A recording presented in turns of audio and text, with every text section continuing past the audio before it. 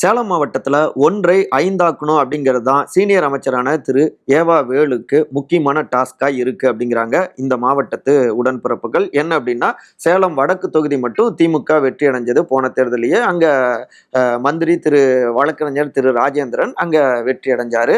இப்ப அதை நாளா இன்னும் எக்ஸ்ட்ராவாக்கணும். அந்த வகையில பார்த்தோம்னா மேட்டூர் சாதகமா தான் இருக்கு. அங்க போன முறை 656 வாக்குகள் வித்தியாசத்துல தான் வெற்றி வாய்ப்பை இழந்தாங்க. அதே போல கெங்கவெளியில பார்த்தோம்னா திருமதி ரேகா பிரியதர்ஷினி போட்டியிட்டாங்க.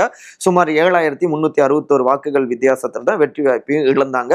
கூடுதலாக சேலம் மேற்கு, சங்ககிரி இந்த தொகுதிகள் திமுகவுக்கு சாதகமாகவும் இருக்கு. இங்க வெற்றி வாய்ப்பு இழந்ததுக்கு முக்கியமான காரணம் அதிமுக பாமக கூட்டணி. அதே போல 10.5% அந்த ரிசர்வேஷன் விஷயமும் முக்கியமா இருக்கு.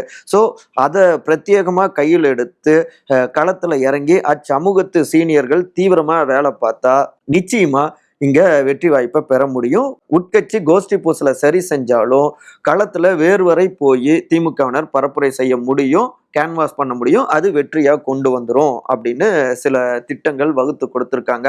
இதை கையில் எடுத்தா சேலத்தில் 5 எம்எல்ஏக்கள் நிச்சயம் அப்படிங்கிறாங்க மாங்கனி மாவட்டத்து உடன்பிறப்புகள்.